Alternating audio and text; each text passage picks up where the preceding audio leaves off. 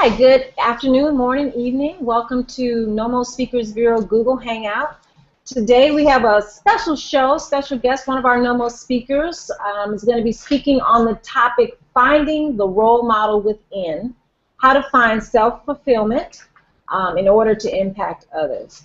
We are very pleased to welcome Christopher Cathcart. He is the owner of One Diaspora Group, a full-service media consulting and public relations company, and author of two books, one on volunteerism entitled The Lost Art of Giving Back, and the other is the HBCU Experience, the book, which he co-authored.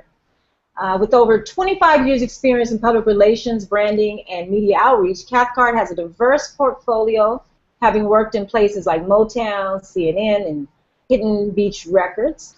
He is a board member of the Black AIDS Institute, professor at Cal State and at Columbia College in Hollywood, California, and an emerging motivational and empowering motivational speaker with a special emphasis on youth development, marketing, social activism, and purposeful living. So Chris, we thank you and welcome you to Google Hangout. Chris is actually an old Howardite with me. We graduated together. He was one of those rebels back in the day. Yeah, you were kind of a rebel too, dear. Play it off. Man. We kind of rebelled together, if I remember correctly. Taking over the A building, right? Well, no, I thank you for spending this time with us. We appreciate you. I just want you to first give us a brief background of who Christopher Cathcart is, and just tell us a little bit about just background information on yourself. Tell our audience. Let me tell you that's the eternal question for all of us: who we are at our core, right? I'm from Plainfield, New Jersey. Proudly, I don't know if any of your listeners or viewers out there realize that Parliament Funkadelic is from Plainfield, New Jersey. I may say proudly. I don't know if you knew that. Trivia question. No, I didn't know that. George Clinton used to own a barbershop in Plainfield. He's from Detroit, but he lived in Plainfield for a while and ran a barbershop. So when I was growing up, that was one of the feathers in our cap, being from Plainfield. So, proudly from Plainfield, New Jersey. Met you at Howard University, among many other great people that we still consider friends. And the impact at Howard was, I can't really put that into words, because it not only propelled me career-wise, but it put me on a trajectory based on the things I thought were important in life and how I would dedicate a good portion of my energy and time to, from social issues to confronting injustice and our wars to end apartheid. You remember when we were in school, those type of things. So, but after Howard, working in communications, my degree is in public relations. Interesting, I went to Howard on a football scholarship. And near the end of the time at Howard, I was head of student government, so that was a kind of interesting arc of experiences. But the degree in public relations, minored in Afro-Am. First job I got out of school was at CNN in New York, manager of public relations.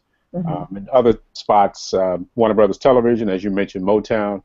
I got laid off in 1995. I often have to explain to young people when I talk to them about like careers, getting laid off and getting fired aren't the same thing.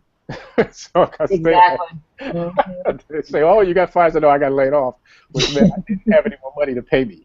So that was 1995, and when I got, they couldn't pay me anymore at Motown and laid me off. I started doing my own thing, and I started the One Diaspora Group, a marketing, public relations, public speaking concern of mine, and I got that name Diaspora from a class we had at Howard called Black Diaspora, and I always liked that name because I liked the way it represented one people together no matter where they were.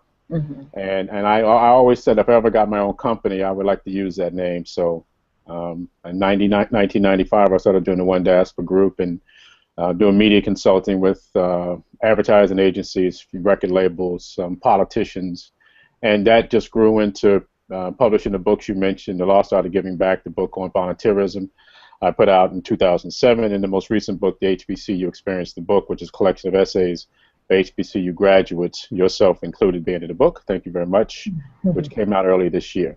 So that kind of brings us, that's the nickel tour right there. Around the circle. Okay. So basically, today we want to talk about finding the role model within. So I wanted to just get a sense of who your role models were and why. Why were they your role models, and what type of impact have they had on your life?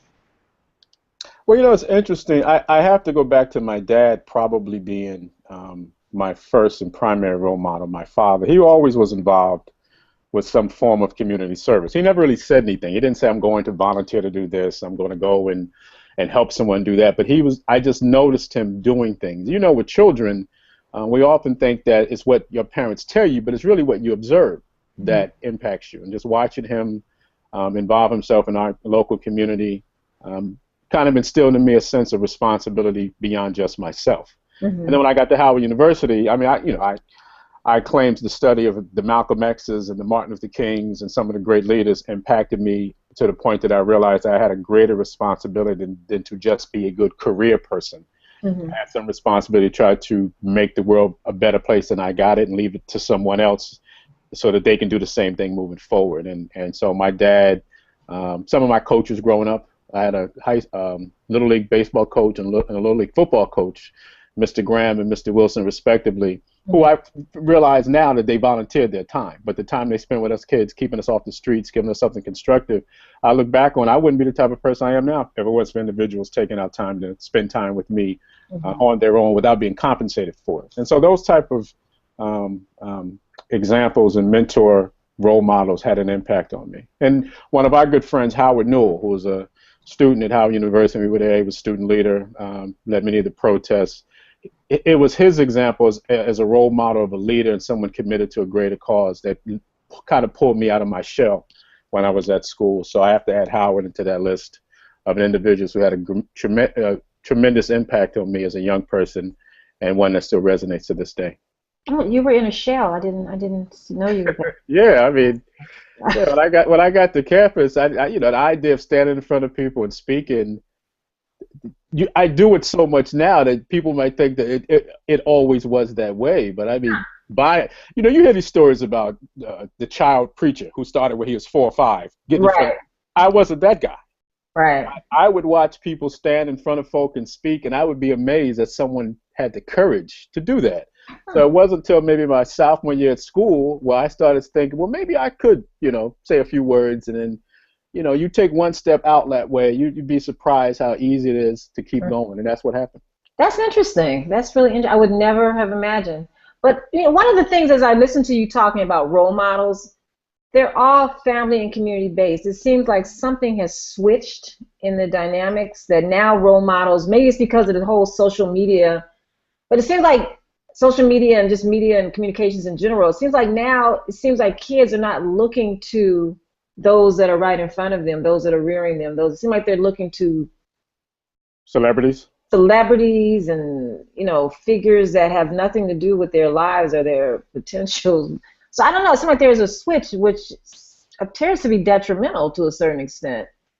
Well, I think probably there always was the appeal of the celebrated person. In our community, the first celebrities, quote unquote, were the preachers. They were the only ones allowed to have large groups of people that followed them and to be stars in their communities. And that morphed into some of the business leaders. And obviously, when we started putting up a beachhead in entertainment and sports, then a lot of our role models hail from those areas. But I think on the local level, we've always had teachers, community leaders, troop leaders in Boy Scout groups, coaches in high school and junior high school that impacted us on a personal level that maybe we didn't realize. Like I said, when I look back, it's in retrospect that I realized these people were role models. When it was happening, I wasn't thinking about it that way.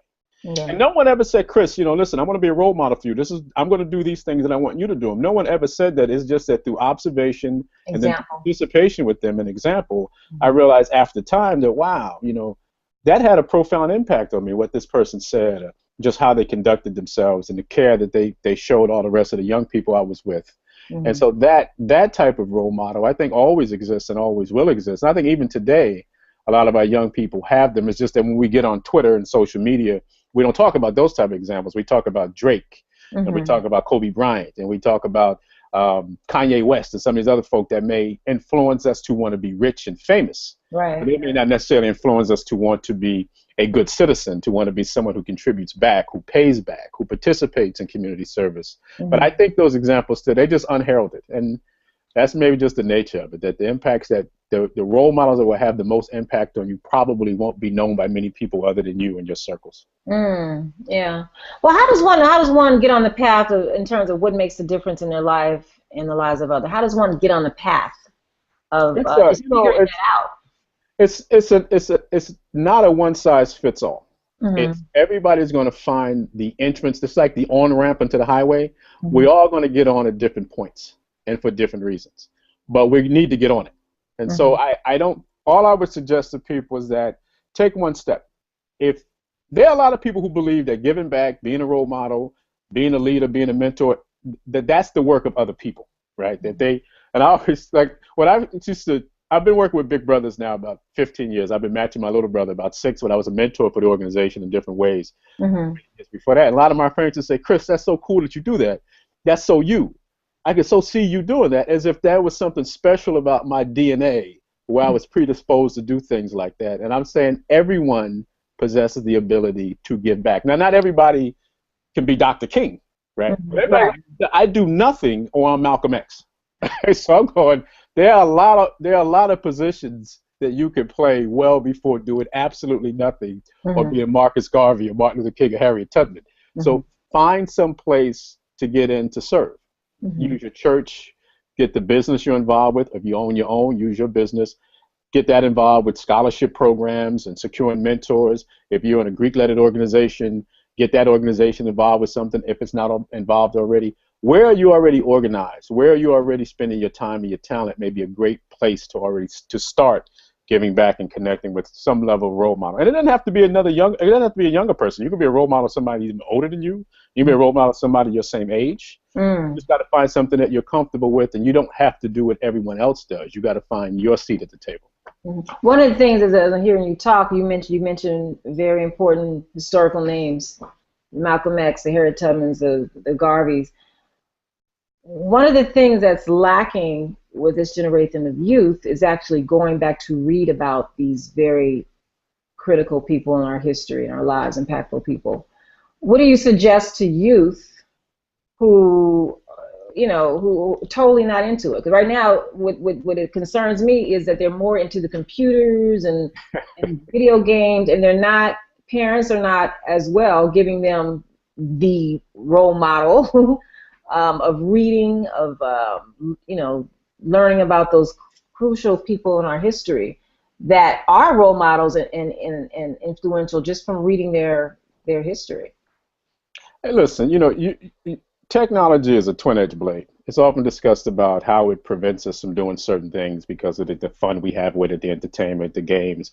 But listen, think about when we were at school, we could Google Malcolm X and get all that information in one place, Mm-hmm. or the slave trade, or the civil rights movement. Mm-hmm. All that stuff, we used to have to go to libraries and walk through the stacks and spend Right. all that time. Now you can Google the Voting Rights Act and get all the information you want on it. There are interactive programs on the internet now that are instructional, that teach young people Mm-hmm. things about, So I say, listen, if you have a genuine interest, if you're a young person, you don't have any excuse anymore to not get information.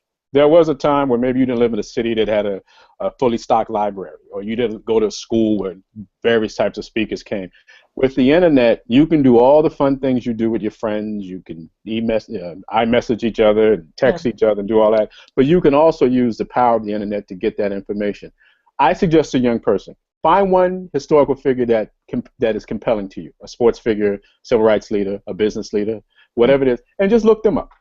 I just got a feeling that once that ball gets in motion and you start discovering the great things about these individuals, the obstacles they overcame, the similarities of the things they face that you may be facing, that will open the door and that will make you curious about other people. So I say, I tell young people, don't worry about trying to learn everybody. If it's Dr. King, start with Dr. King, but find one compelling figure or era or movement and do some research on it. You'd be amazed how many black college students today don't really know what apartheid was. And that wasn't that long ago. Right. So I challenge, when I talk to young people, I always say this. I go, how many of you heard of apartheid? A couple of hands go up, but kind of halfway, like they got like, well, I heard of it, but don't ask me any questions. I go, do yourself a favor. If you ever see me again, talk to me about apartheid, what you learned about it. And I bet you the experience of uncovering what that was about will lead you to wanting to learn more about other things, either closely related or somewhat related. Mm-hmm. So young people, find one thing. And if you're an older person, like I am, an old man now, you talk to a young person, challenge them. Find one compelling figure that you find interesting and do some research on them. And I bet that research will lead you to wanting to know more about other things and other people. Well, that's a challenge also to put on parents, because right now parents are so busy, with their own lives, trying to juggle, trying to balance, especially our generation. Because I know for me, we were first generation to go to college, so it's like things have gotten more complicated and more busy in terms of people's lives that the parents seem to be missing out on giving those type of assignments to students outside of the classroom. To pick up a history book, to read about Marcus Garvey, to read about Yeah. Yeah, so that's a challenge also to give. Well, you know what I find interesting is that our era, Mm-hmm. a lot of us. I'm not a parent, sadly. That's one of Mm-hmm. my major regrets in life, that I'm actually not a parent. Mm-hmm. You have a lovely daughter, by the way. Uh, Thank you. but if you think about it, a lot of our peers started their families late, right? When Mm-hmm. we were kids, when we were young, we were born into our families when our parents were like 19, 20, Mm-hmm. 21, 25. Mm-hmm. Most of my friends had kids past 35. Right. And I think that the interesting thing with my dad was, going back to him for a second, in our house there were always books. There were two books that I looked at a million times. I looked at them once. One was on Egypt, Mm-hmm. and another one was on slavery. And the slavery book had images in it. Now, my father never really said, Chris, read those books, or Mm-hmm. Chris, look at those books. But every once in a while, I mean, Ada, I'm not lying. Every once in a while, over the arc of my childhood, I would just grab the books and flip them. Mm-hmm. And they were just interesting to me. And now when I talk to a lot of my friends who have kids now who are, say, under 15, Mm-hmm. they got their kids in really nice schools. Oftentimes the kids basically are one of the few African American or people of color in the school. And they talk about the struggles to get their kids culturally aware and involve them into different things that reflect their culture, their history, their people. Mm-hmm. And I suggest, I say, listen, I understand that you want to provide the best educational opportunities for your kids, and that may be going to schools outside of our community where they may be only a few like themselves in their school. But Mm-hmm. you have to have an even more concerted effort to involve your kids into cultural things, to take them to the Harlems or the Leimert Parks or the Southeast DC areas where our people are, a lot of our culture is established. You have to go out of your way now. Where back in the day, these things were just kind of taken for granted, that we would have some access and availability and exposure to the Mm-hmm. things that were important to us. So I think that today's parents, particularly those who want to keep their kids involved, they have to do a much more concerted effort than our parents did. I agree. And where my father just had the books lying around, if I was a parent, I would say, listen, I want you to flip through that book and pick out one thing that interests you and tell me why. Mm-hmm. And I think if you help your kids with self-discovery with these things, as opposed to do a book report, I want you to recite 15 leaders' names from this era, I think that may be the wrong approach. I may help them uncover these things for themselves in a way that's entertaining and enlightening and uplifting. Let's talk about that, the whole self-discovery, because that seems to be a big task, especially since our generation has gotten the opportunity to give our kids things that we didn't have in terms of advancement, in terms of anything that they need, filling their needs. Because it was five of us coming up, and it was like you just got what You know, I you was got. fighting for that last dinner roll every Yeah, night. you got what you got. There was, you had no choices. It was this or you lose out. I mean, but nowadays kids have more choices. I don't know. The whole self-fulfillment thing is really, really something to really deal with this generation, because a lot of them, like we talked with Dr. Ackland Lynch, and one of his topic is Google Hangout was education without a soul. And not just education dealing with Oh, classical education, but education dealing with life. Like some of the right. things you mentioned about taking the kids with you to the library, to the places in history, walking through places. All of that stuff is not really happening anymore. The books aren't in the houses. Which is sad. Yeah. So that whole Particularly now, when self-fulfillment. people aren't getting hard copy books. People are using Kindle and ebooks, and so I mean, that may be just seeing a book on a shelf sometimes can be inspiring, may lead you. But now I agree with you. I understand modern technology, and it's easier to sit on a train with your Kindle with 45 books in it than to walk around with 3 or 4 books in your bag. I understand that, but there are some trade-offs that aren't really good. Yeah, that is so true. But So the point you brought about self-discovery, my thing is always, I think at our core we all want to be good people. you'll be hard pressed to find someone who'll tell you and then self-admit they want to be a bad person. Nah, So Chris, I have to. Bad is a hip. Bad and no, cool. I mean I don't mean bad like bad isn't good like Michael Jackson's single. I'm not talking about that kind of bad. I'm talking about most of us at our core want to be good people. We want to at least be perceived as good people. Mm-hmm. We want to you as a person want to raise a good daughter. She's a good person. Mm-hmm. Well then, as an individual, how do you define good relative to yourself? And I mean good as in terms of if somebody said, what is a good person? Give me an example of one. They go, well, Mother Teresa was a good person. Nelson Mandela was a good person. Martin Luther King was a good person. Mm-hmm. Okay, fine. So how do you define a good person relative to you? Mm-hmm. And this is at the core of service and giving back. It is the leveling of all of us. We can all be good people. We can all do great things. We can all be special by giving back. Mm-hmm. Service is the thing that is the true equalizer, as far as I'm concerned, of human beings. It's the only thing we all can do. It's the only thing that we all need. We all need someone else's level, some form of community service. It's something that we can universally agree on that makes us good, that makes us important. And we live in a time where this never-ending desire to be considered important, to be considered worthy and relevant. Look at not most people, I take that back. Some people's Facebook pages where all the photos of them, every single one. And they're not only just of them, they're tight shots of their face. Yeah. So, I'm not knocking anybody, but we live in a very self-centered time right now. It's very easy to focus on yourself. I think we should all have our own TV networks. It's basically just a camera on us. What was that? NTV, what was that thing? We just follow ourselves around all day. Right. So I'm saying, okay, that's fine. I hope that you are as successful as you want to be and you make as much money as you legally can. That's my advice to young people all the time. But at your funeral, when people stand over you for the last time and they talk about you, they're not going to talk about how much money you had. They're not going to talk about the school you went to. They're going to talk about the car you drove, the neighborhood you lived in, the organizations you were part of, or the groups you hung out with. They're going to talk about the impact you had on individuals' lives and how you made those people feel about themselves based on you and who you were. That's what we do. But it's sad that we got to wait till our last time on earth to come to grips with the reality that that's what's really important. Yeah. So if we want to do ourselves a favor, they're not mutually exclusive energies. You can, and this was the thing that kills me. People say, well, and I talk about it in the book, the Lost Art of Giving Back. People say, well, Chris, I want to give back. I want to do community service. But I got to get myself together first. Nobody's ever asked you not to get yourself together, not to have a job, not to put your kids in good schools. I'm not saying you're going to do the same thing as a single person with no kids and independently wealthy. They can go out and volunteer their time all the time, but you do what you can. There is no such thing as the perfect time to give back. There is no such thing as the perfect time to get involved. Now, based on your reality, there may be times when you can do it more often than others. You can do it more often than other people.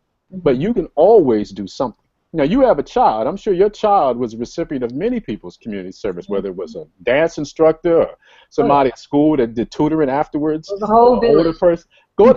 So that is a concept that I think sometimes many of us, we overanalyze it. We make it think like, okay, once I get myself together, man, I'm going to really get involved. I'm going to do that. I say, you know what? And you know how hard life is in terms of making money, paying bills, getting the job you want, going back, getting it. That is a process that may never end.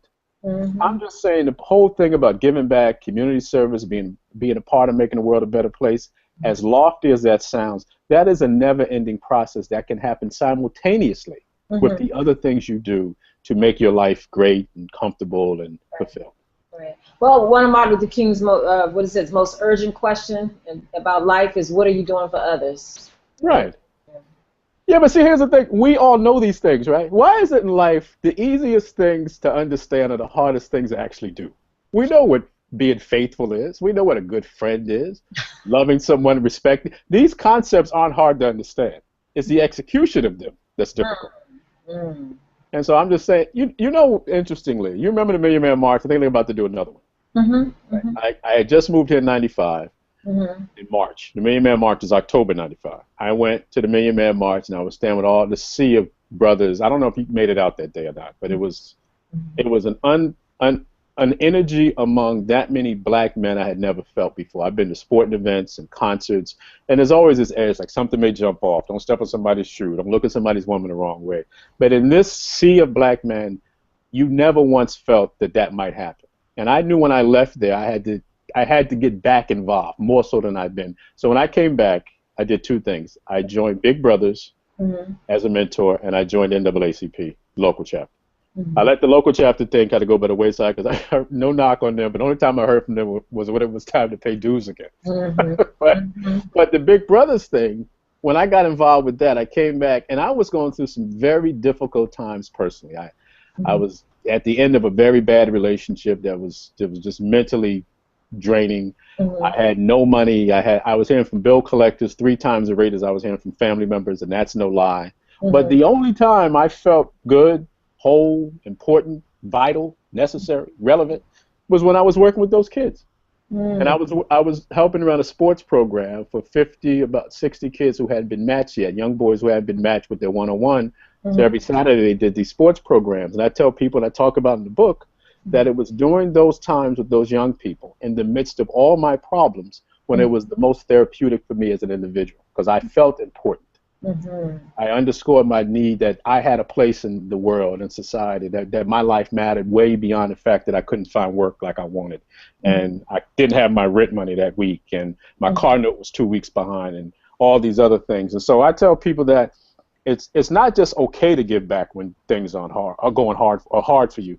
It's almost necessary. It is as necessary for you to get involved, to do things like that, as it is for the people who are the recipients of your community service. Exactly. No, I mean, that's true. I mean, and it could just be little things. I mean, we used to go, for Savannah, volunteer at a shelter, give away clothes. I mean, just little things. It could be little steps that kind of lead to something bigger, but it has to be something that starts. But let's talk about that. Let's talk about your book. Where's your book? You had to hold your book up. Lost Arts of Giving Back. Let's talk about that one first. Because the lost art of giving back. Why is giving back a lost art? Why has it become a lost art? Talk a little bit about that and what people can do to find that art back. You know what's funny? You know how many books have the lost art on it? It's the lost art of cooking, the lost art of sewing. When I did a search of the lost art, there were so many different things that were considered a lost art. I just used that word to try to tie it into the fact that this is something that I think we've gotten away from. We've gotten away from understanding then how vital giving back in community service is. It's just not sexy. I mean, I charge those of us who are giving back stalwarts. Like I consider myself one. I know you are one to be. We got to do a better job selling it. So the whole concept of making it a lost art, I want people to know that it is an art. It's art on the par with any of the arts that you admire, look up to. Someone who, I use a Mother Teresa just because everybody would know who she is. I mean, her ability to give back and to reach out for people who have illnesses that she might catch and things like that, that was an art to me. That wasn't science. That was a woman embracing something and doing something that was beautiful in and of itself, like art is. And I think sometimes people forget how important that kind of community service is, and that it is a lost art because it is something that we've always benefited from as people, not just as a people, but as people, time immemorial. But forever, that's been the case. And I think we get to a point, particularly kind of chauvinistically in our current time, that we think all the sacrifices that were taking place before us were done specifically for us. We're the beneficiaries of the people who struggled and sacrificed and gave of themselves. So now we can sit here and get flat screen TVs and houses on the hill and all this other stuff because all these other people sacrifice. And I go, no, we can enjoy these things they sacrifice for us to have now, but it is a continuum. We still have to indulge ourselves in the art of giving back to ensure that those come after us, your daughter and your daughter's daughter and your daughter's daughter's daughter will still have things to do. That's just how this works. Hopefully she won't have the same things to do, but there'll be things to do. And I just think a lot of times people forget that, and they start looking at giving back and community service as the domain or the dominion of certain people. And I try to explain that it's the lost art for all of us. And so that's why I use that word. I thought that the lost art of giving back made people kind of think about it twice, like, oh, okay, giving back, and maybe there's an art form, and it's an art form that we can all be a Picasso in. Well, I mean, I'm just thinking that it really needs to be that whole volunteerism, giving back. I really think that's something that needs to be instituted in our education.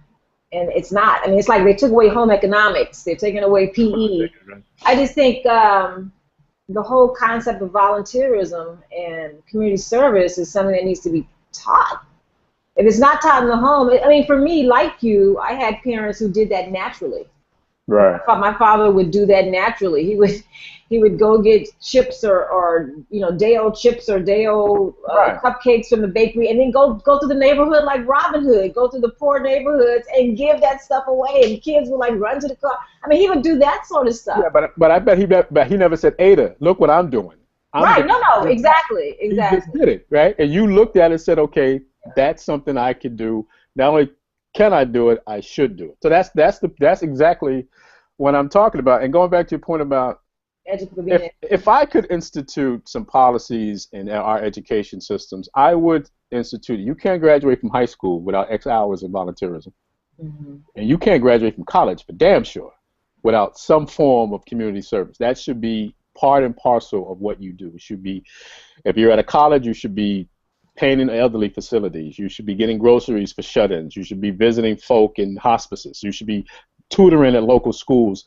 It shouldn't be that maybe you should do it. Now, in an ideal setting, the best volunteerism is volunteering, right? And that you're not compelled to do it. Right. But sometimes you got to put that ball in motion, and once it gets in motion, your hope is that it stays in motion. But I would suggest, and I'm very happy to say that now, like at Howard University, alma mater, I know they have those alternative spring breaks where kids actually go places. They didn't have that when we were at school. I don't remember it. So I don't want to indict all these young people. I think there are a lot of them who are really doing things, who are incorporating structured forms of volunteerism.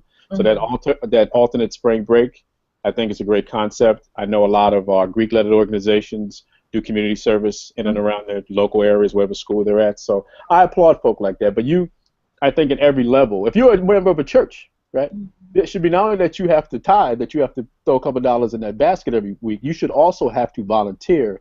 And many churches have this. So I think that making volunteerism a staple of our education system, many of our social organizations, our religious groups, should be something that's not just a nice thing to do, but it should be embraced and considered on a national level. Yeah, one thing I was thinking about as you were talking about that, because there are a lot of churches that do that, and they go out of the country as well to do work in different in other countries. But one of the things that I was thinking about while you were saying that, I just lost my train of thought. Damn, you were talking about volunteerism, but no, we were talking about it being in the school. Oh yeah, this is what I thought. Okay. One of the things I was thinking about is it seems as if though, with the segregation thing, with the integration, when we move from segregation to integration, our parents right. It seems as if though once you reach a certain class, like once you reach a certain status or a class, you don't even go back to those old neighborhoods or to those old places or to those old public schools where the kids are like swinging from the road, from the banisters. And give time and energy. It's like you totally just leave it, and you can go back to the old places anymore. As our generation, I'm saying, because our parents' generation, we're just one generation from those that had to go through segregation. Right. So I mean, I think it's sad. I think for many of our people, we've always looked at our struggle of moving up meaning moving out, right? So I mean, look at the gentrification that's going on in all these cities that we basically used to have as our spots: D.C., Brooklyn. Happening here in LA. They had an article in LA Times about the Ladera Heights, Baldwin Hills area starting to turn. We have to stop viewing our upward mobility as being defined our ability not only to move up but to move away, to move out, and to go someplace that's already established as a nice neighborhood with a great school system. Even if you leave physically, I think as a parent you should work in the community you left. And if you live in a community where you send your kid outside of that community to go to school, you should still work with the local schools near you, because your kid, they're not going to always live in your backyard or in the upstairs bedroom. You're going to have to live in that community that way or something like it someplace else in the country. So you have a responsibility to make that a better place. And when we become quote unquote affluent, college educated, like you said, because our parents, and particularly our parents' parents, the idea of community service and helping each other out, that wasn't a concept that had to be explained. That's just what they did. Exactly. You had midwives or people who birthed people. The woman across the street probably helped bring, I don't know how many people in that neighborhood into the world. You had people who bartered food. My father has a food. So these things, but as we got, more advanced and knocked down some of the barriers, we can get from the back of the bus to the front. We could eat anywhere we wanted at the Woolworth counter.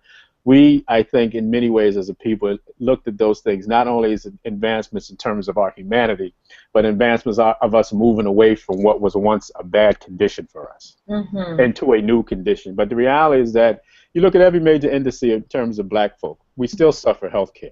We're still behind the unemployment rate is still double in the black community what it is on the national level. We still die from diseases at an amazing rate, more so than our white counterparts. So you go all the procurements of loans, we still go get loans, or we get bad loans. So we still have a great number of issues. No matter how affluent we think we are and how far we think we've come, there still is a great deal of work to do that requires your participation in helping some less fortunate folk out.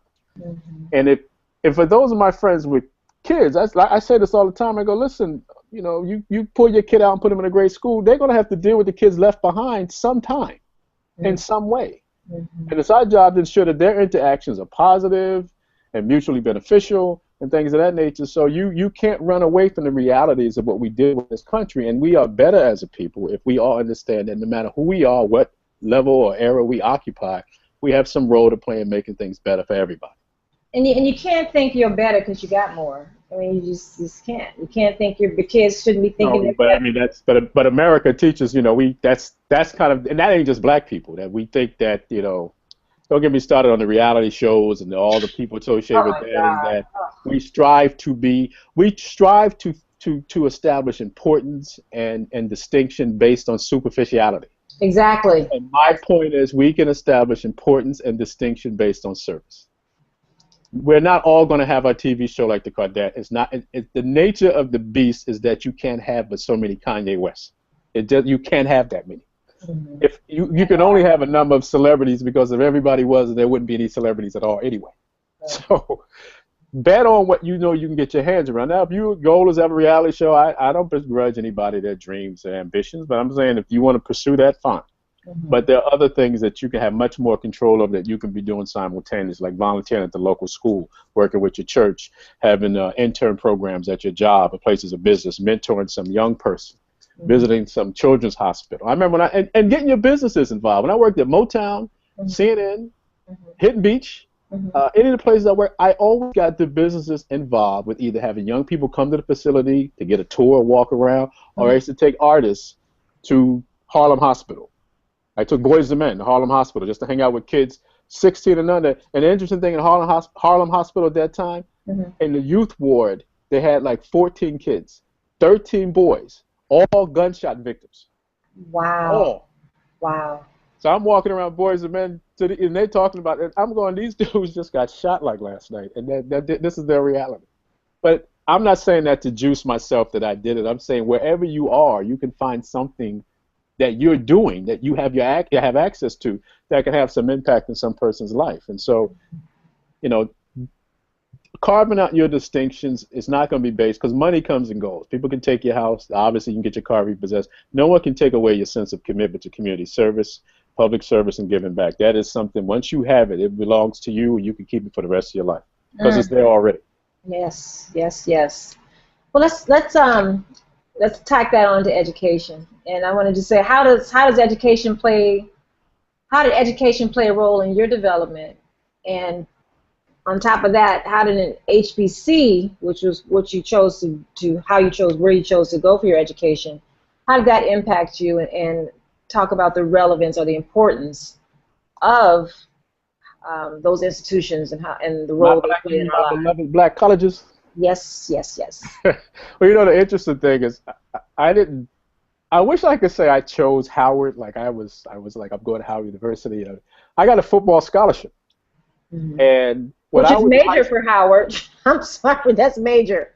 Well, we had decent guidance when I was in high school. I sometimes shortchange our guidance counselors. We had some decent guidance, and I remember we took a class trip my senior year to Tennessee, and we visited Fisk and Tennessee State.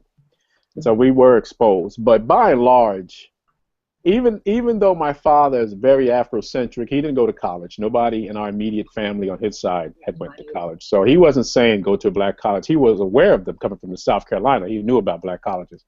But I started getting scholarship offers to smaller schools and all crazy places. South Dakota, which there's nowhere in hell I was going to South Dakota to play football or anything else. But University of Delaware State offered me a scholarship in Black College in Dover. And I was probably going to go to the University of Delaware or Delaware State, and then Howard came a knocking, and the coach came to town and visited and met my coach, and I got out of class, and they talked to me about it, and they took me down to a visit. And when I went to the visit, the way they work when they recruit you is you come in the spring of your senior year, and you spend a weekend at the school, and they have a athlete from your area, one of the current players on the team, they take you around campus. And I tell you, Ada, when I went to Howard's campus that first time and walked around and saw all those beautiful black women on Howard's campus, that was it. I was like, where is the contract? We don't even, I could go home now. So all that to say is that if it wasn't for that scholarship, I might have gone maybe to the University of Delaware or someplace else. And so I like to tell people I chose Howard, but Howard essentially chose me, but not for the reasons that became important to me. Right. So going to Howard that way, it was eye-opening because I got on this campus that had a hall named after Frederick Douglass, where I was taking my Afro-American Studies 1 class in. And I walked by the Harry Tubman Quadrangular, which I'm sure you know about, where all the freshman women's dorms are named after these famous black folk. Our Aldrich Theater, and just all that history. And I felt so ashamed of myself because I felt like I should have known so much more about these things before I got there. So when I got to Howard, and then meeting all these other black folk from all over the world, all over every country in every state in the U.S. and almost every other country around the world, you knew somebody or met somebody who either was from that place or had lived there.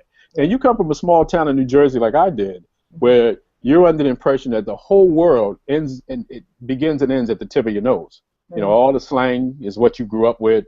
All your friends do all the same things, and that's all you know. Then when you go someplace like Howard, you get that level of exposure, people from all over the country, different languages, different religions, different likes and tastes and fashion and music. And I always thought that a black college experience was very unique in that even though people on the outside think that all black people sit at the same cafeteria table, right? We all sit at one huge round cafeteria table because we're all the same. No, you got there and you found that it was extremely diverse. We may look alike, but it ended there. And I think of black college, that kind of experience, that kind of exposure was very important to me because I left Howard with a sense of mission, that my life and my career path had greater importance than it was just to myself. And I think the uniqueness of our HBCUs is the fact that they were founded on the principles of educating those universally, oftentimes shut out. And not only educating those who have been shut out and disenfranchised, but instilling in them some sense of responsibility to address those issues, to move on from school and not only be good professionals, but be good citizens who address issues that affect people, their own people, but other people too, in negative ways. And so I never went to predominantly white schools, so I can't say. But I do not think you're instilled with a sense of mission and purpose the same way you are when you attend an HBCU. And it's a sense of mission that stays with you. And it's not at the sacrifice of your profession. When I talk to parents out here, in particular in Los Angeles, where I live now, there are not any black colleges out there. So oftentimes I talk to African-American parents at high school career days, and they're like, well, I want my kid to get a good education, and I don't want them to be shortchanged. I want them to see what the world's really like. So that's why I think about sending them to a predominantly white school, because I think at a black school they'll be sheltered. And I have to counter that and say, listen, no, it ain't. Black schools aren't Oz, and the rest of the world is Kansas. Reality doesn't stop at the entrance to the school. We dealt with real issues, and we had fights and arguments amongst ourselves. It's not like I said, we brought a diverse viewpoints to the table. I said, but one thing that we did understand, if we were a student, paid attention, is that our time at our HBCU was important because when we left there, we left with that sense of purpose that I don't know if I'd have if I went to UCLA. It'd be a great school. I'd have a great education. But do I feel now that as a UCLA graduate, I have some responsibility to go out and address some of the ills that affect me, my people, and others? But I know leaving Howard University, I knew that I had a responsibility. And when you say you went to Howard, or Morgan State, or FAMU, Bethune-Cookman, Morehouse, that there's more weight than that, than just the degree you got. That people went to these schools and did great things there, and then they went on to do great things subsequent to being there. And so you feel part of that legacy. I wouldn't trade. And I did an interview with our campus paper, The Hilltop, one time, and young sister asked me, well, how important is the Howard experience to you? And I said, after my personal immediate family that I grew up with, the most important association I've ever had in my life was Howard University. Because not only are my best friends, you being one of them, am I still in touch with and make impacts in my life now, but the things I learned there, the things I was exposed to, the demands that were made on me and the demands I made on myself because of that environment have impacted how I view life to this day. It's an ever-evolving situation, but the impact of being at Howard or any HBCU for that matter, it sets you on a course that is a great course to be on. It sets you on a course that at the end of your time, you should be able to look back and see some significant things you did beyond making money, starting businesses, but the impact you had in addressing issues that affect people well beyond yourself. And I think going to an HBCU gives you that sense of mission and purpose much more so than going to other institutions. Now, really quick, I want to be very clear. I never elevate the black college experience over all other experiences. I think predominantly white schools or junior colleges, for-profit institutions, many of them all serve their role. And most black people are going to go to the other schools anyway. But HBCUs, their role cannot be diminished. Their relevancy cannot be set aside because we think we've come so far now we don't need them. I think we still have students who need that sense of mission. We still need on a societal level individuals coming out of HBCUs that can address issues with that sense of mission and purpose, and join with other brothers and sisters who hail from other backgrounds. But that HBCU experience, that exposure that you get, it's an important piece to that overall educational cog that we have in this country and in the world. And I challenge anyone who wants to suggest for any reason that our time is up. Our time really, we're just entering a whole new era of importance and significance, I think, on many levels. I mean, not to mention the survival skills you get at those, just surviving the A building. That teaches you surviving life, how to deal, how to cope. Talk a little bit about your book. What's your HBCU experience? How that came about, and the foreword, and this is kind of and this is really a book I think that we really need to push for college fairs. I mean, all across the country. I mean, college fairs need to have this book. Yeah, high school kids. Starting from junior high, really, because with junior high you got to start thinking and having that percolate in your kids' head before they get to high school. But tell us about how that came about, and the book you co-authored. Well, a few years ago, it wasn't my idea entirely. The sister I co-authored the book with is Dr. Tia Tyree, who is a PhD professor of communications at Howard University now and a double HBCU graduate. She's an undergrad from Morgan State in Baltimore, and she went to grad school at Howard University where she got her advanced degrees. She approached me, I guess, about 3 or 4 years ago, during a Howard University homecoming with this idea of doing a book that would be a collection of essays by HBCU grads. So, and it was a fairly simple concept, but I didn't really think I had seen a book of essays by HBCU grads. We have a lot of different literary projects based on HBCUs, documentaries, things of that nature, but nothing that really pulled together individual experiences from people who actually went to the schools. And so we set about doing a call for submissions for essays from individuals who graduated from HBCUs as far back as we could go, and I think that they contributed from the furthest back was someone from the 40s who wrote a piece. Oh, great. Up until just recently. Recent graduates. And so they all talked about, and what we wanted them to do was to talk about an experience, an incident, a circumstance, something that happened while you were at school that had some kind of impact on you, your life, your outlook, how you feel about yourself, how you feel about others. And it's been a labor of love. It's been very rewarding. The response has been good. It came out earlier this year. It's been steady, if not brisk. The sales, but it wasn't just about that. We want to have a vehicle that would help raise the profile of HBCUs in a way that underscores the individual experiences that people had there. And the interesting thing is people always want to talk about famous people who went to black colleges, right? Oh, Nikki Giovanni went to black college, and Sophie Carmichael went to black college, and Martin Luther King went to black college, and Andrew Young went to black college, and all these famous people. But dig this, they weren't famous when they were there. Right? So there was something about we want to tap into what were the things about their experiences at the HBCU of their choice that led to helping them do the great things they went on to do. And those are just the heralded names that we know. There are many unheralded people, obviously, who went to HBCUs, and that experience they had helped propel them in many ways doing the things that they did. Right. So we wanted to collect these essays and present them in this form. We broke the book into 4 parts. The Yard, which talks about just different things, life on the yard, parties, pledging, road trips, things of that nature. One's on love, and it talks about love of self, love of others, love of a professor, love of family, love of school. Grades, Grace, and Guidance, which discusses mentor relationships with an administrator or counselor or an instructor and the impact that may have had on you. And also one is Say It Loud, which talks about student activism and protest. Under those 4 areas that we collected the essays and organized them to discuss. People talk about taking over buildings and protests for better housing. One brother talked about a day in the life of pledging Kappa. There's stories about road trips. There's stories about romance, loss, gained. There's some that are anonymous. One brother wrote a very insightful piece, which actually has 2 pieces to it, where he talked about being gay on an HBCU in the 1980s, which we may take for granted as being par for the course now, but there was a time when that was a treacherous sailing for a lot of people, and I'm sure even now in many regards. And so the book is more or less a campfire of individuals who went to Black colleges, sitting around that fire and recounting their stories and sharing them with each other, and the book serves that purpose. And the beauty of a book like this, we're already working on this. As we promote this one, we're doing a call for submissions for volume 2. You're doing a book about experiences of HBCU graduates that every year you get a new stock of talent to contribute.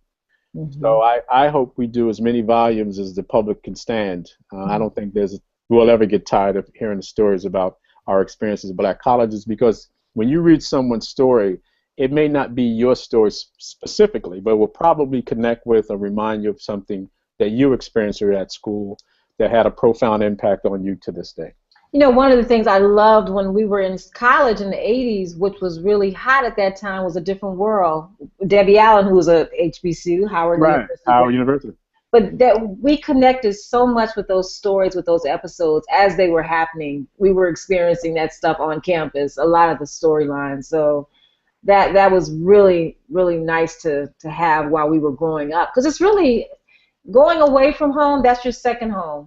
And that becomes your second home, and those friends become your second family.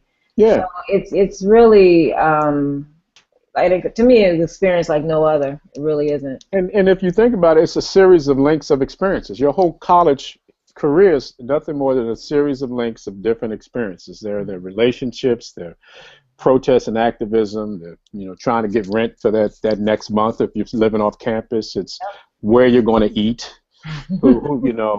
I lived in houses. I could write a whole book myself just in my experience. It might be boring to other people, but it would be exciting to me. But 15 guys crashing in a 2-bedroom apartment, or a buddy showing up one day with a satchel over his arm. He's like, "Yo, I don't have any place to stay. I know you got a full house, but I just crashed in the corner." And you're like, "How can you turn somebody away?"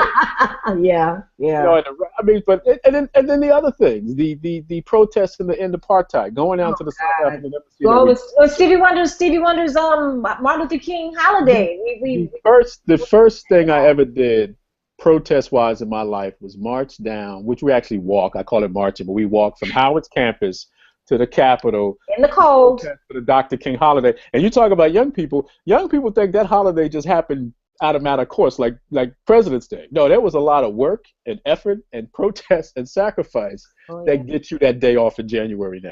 And that should be it. I applaud the Obamas for making it a day on, because you and I know the work that went in to getting, 1, the Dr. King holiday, 2, apartheid to end. It was these things didn't just happen because the clock changed hands and it was time to do it. There was a lot of work and effort that went into it, and so that's I'm glad you brought that up, because that was the first thing I did activity-wise. It wasn't class-related when I was at Howard, and I was marked down there for the Dr. King holiday, and I heard Jesse and Stevie and Coretta Scott King speak, and it just kind of set me in motion, and I knew that at that point I can't just be a student. There has to be something more than this. Yeah. One of the things is like what I really loved about HBCU is the exposure you got about people that the media ignores. like for instance, a Farrakhan. I mean, Farrakhan was the man on campus. I'd never heard of him.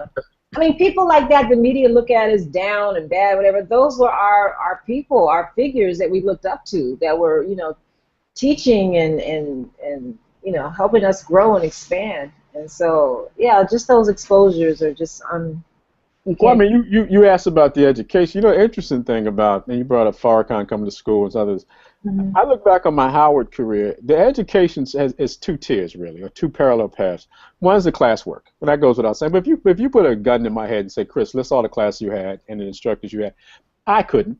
I couldn't list all of them. I can't remember all the classes I had. Some of them I don't want to remember, to be quite honest. Right. But what happened outside of class, the people I organized with, the protests, the speakers I went to see, Mhm. the things I did off campus. And D.C. was a great college town. You can go to a church and hear a great speaker, or go down to the mall when they're having a protest. And so all those things impacted me way beyond just the book work. So you had to take the book work in one hand, and then the real life experiences you got being around an HBCU and the things you exposed to, and combine them. And that was, to me, the beauty of being at Howard. I think many other HBCUs is that you did get that kind of academic experience, but the impact that happened to you outside of the classroom.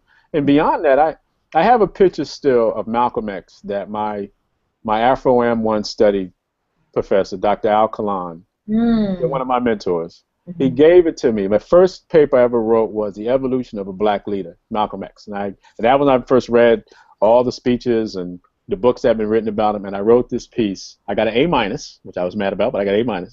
And when he handed me my paper, Ada, he also handed me this picture of Malcolm, which I still have. He handed me this picture of Malcolm X that I still have, and how much that meant to me.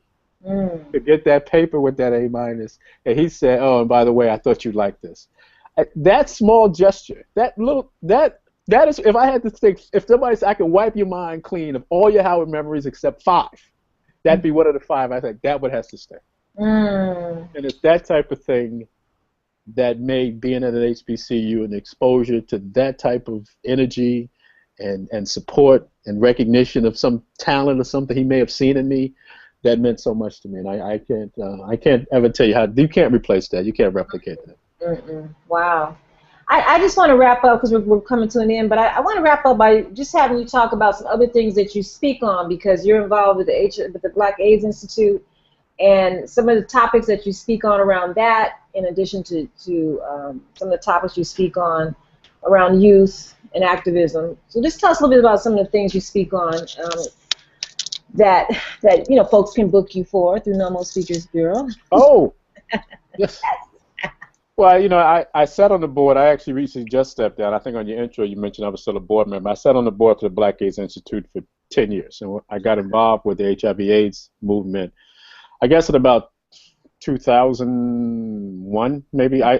What happened was I was out here and I read something about the disproportionate impact AIDS was having in our community, and I didn't think that my circle of friends and other individuals, that we talked about it enough, or that we focus on it enough. So I started doing small receptions to just kind of get my circle aware of it, and I'd bring in a speaker, and then that led to Brother Phil Wilson, who runs the Black AIDS. He's president, CEO, the founder of the Black AIDS Institute. He asked me to join the board, and I took it as a personal responsibility to get more heterosexual black men involved with the issue, because we're disproportionately underrepresented in the ranks of those who are struggling to fight against that issue, and also to get HBCU students more involved. So I went out and I started, it's no longer published, but I did 2 magazines through the Institute called LEDGE, which is HIV/AIDS Awareness Magazine, written by and for Black college students. Had a hard copy 2004, hard copy 2006, and published online after that for a while. And basically just discuss issues relative to the HIV/AIDS issue as they impacted young people, particularly black young people. And I would go out and speak on that. And I would speak about how you don't have to be HIV positive, you don't have to be gay to have a role in the fight to end this scourge in our community. And that was one of the things I did when I spoke to black colleges. I had a program called Visual AIDS, which I still use, where we use independent films. My friend Ralph Scott, who I know you're familiar with, we use independent films on HIV/AIDS awareness to trigger and spark discussion and activity around the issue on black college campuses. And I've taken that presentation to Howard several times, University District of Columbia, University of Maryland Eastern Shore, Virginia State, and a few other schools. So one of the things I spoke to is just about how young people and particularly our heterosexual black men can get more involved and more engaged around the HIV/AIDS issue. So that was one thing I spoke about with black colleges. My background is in public relations and marketing. So a couple of the key points I talk about is communications for leadership, branding for success, PR skills and techniques for everyday people, PR skills and techniques for day-to-day life and in your business, teaching individuals how they can take some of the tenets I've learned about marketing, communications, branding, and PR and make them applicable to their day-to-day lives as individuals or the day-to-day lives in terms of the businesses that they run and that they want to run. So that's one thing that I speak about on a regular basis. And then obviously we talked about a whole slate of topics that are relative to volunteerism, empowerment through volunteerism, self-discovery through volunteerism. You'd be amazed how many people don't realize the importance of volunteerism can have on you personally. We understand its benefit to other people if you do community service, but how it makes you stronger, more confident, more self-aware, more closely tied to your skills and your outlooks on life when you go out and serve others. So one of the presentations I like to make in particularly the young people, is how you can start doing these things now. One of the topics I have for young people is called Making New Mistakes. And I like that because what I do is I talk to young people, college-age students, high school-age students, about the things that I did wrong to get to where I'm at now. Because what happens is that when you read someone's bio or resume, they'll never have on there the mistakes they made.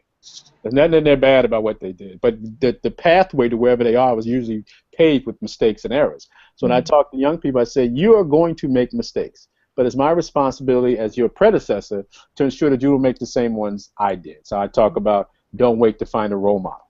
Don't wait to find a mentor.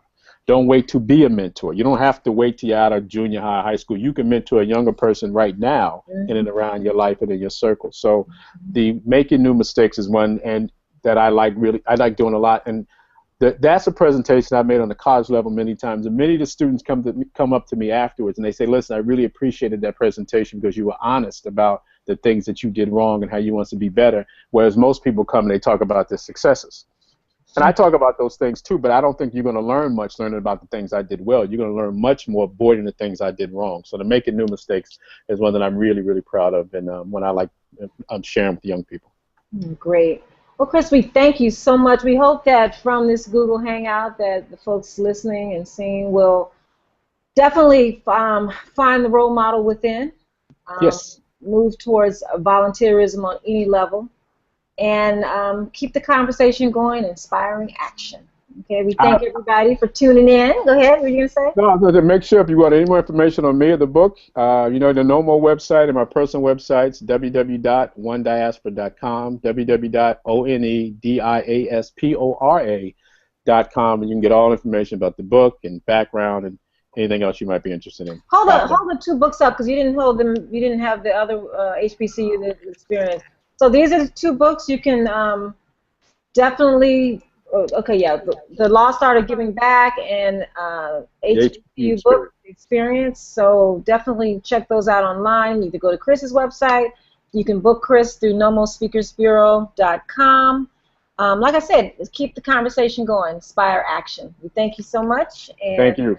See you next time. Thanks, Chris. I look forward to it. Take care. Okay. So, Maxie. All right, great job, you guys. That hour went fast. You a talker, man. You a talker. Yep. spitting some game and knowledge. Excellent. Did I talk too much? No, you were good. You were good. So Ada, we just need a new intro. We just need you to redo the intro real quick, just in case it looked like it may have frozen or something, just so we had that. And then we just want to get a couple of head nods from Chris and a couple of head nods from you, and then the editor will be good. This is called the Cutaways. Okay. Yep. Called the Cutaways.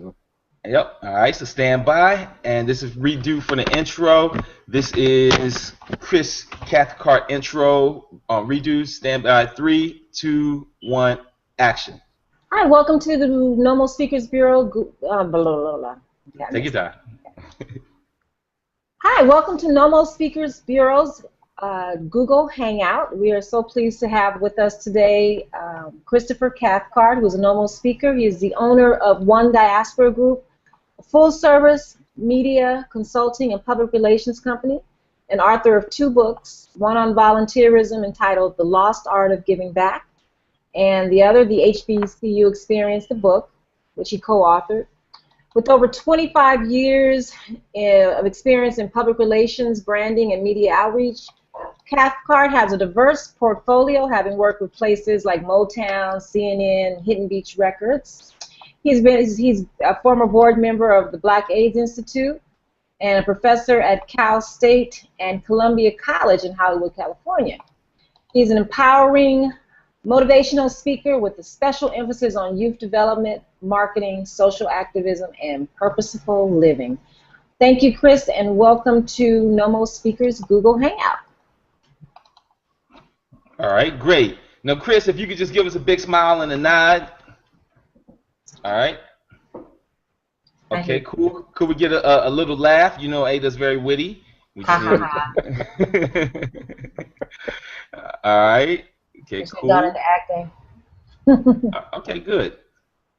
And yeah, all right. I think that's about it. Ada. So while we're here, if we can just say, get you just saying, say, hey, this is Ada Babineau. I'd like to invite you to visit me at Nommo Speakers for my interview with Chris Cathcart. This will just be a little promo. Remember, we've been talking about doing those little promos on the page. It's just a little wing in it, just a little quick one. Yes, producer. All right, so stand by.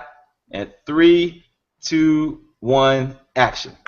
Hi, this is Ada Babineau with Nommo Speakers Bureau. We hope you join us on our next Google Hangout, Finding the Role Model Within. We're speaking to Nommo speaker Christopher Cathcart. Join us. Great. Now just say join us at www.nommospeakersbureau.com. Okay, I forgot about that. Just for that last one. Okay. And action. Join us at www.nommospeakersbureau.com for a conversation with Christopher Cathcart, public relations speaker, activist, volunteer what? It should be volunteer advocate. Okay, I'm sorry. Yes. Let me do that. Okay, we'll do one more. Hi, this is Ada Babineau with Nommo Speakers Bureau. Join us at www.nommospeakersbureau.com, Nommo speakersbureau.com. We are having a Google Hangout with Nommo speaker Christopher Cathcart on finding the role model within. Chris is a motivational speaker, volunteer advocate, PR expert, and author of the book, The HBCU Experience, as well as The Lost Art of Giving Back. Join us. Excellent. Okay, cool. Cut. That's a wrap on that one. Thanks, guys. Thank you, Thanks, guys. We'll let you know when it airs and we edit it. Let me know when it's air and I'll promote the hell out of it. Yeah. Thanks. What'd you say, Max? I said we will see you guys. Yes. So Ada will get this other link up, and so Chris, we'll talk with you again. Great information, much respect. Great interview. Thank you. Peace. Bye bye. Bye-bye.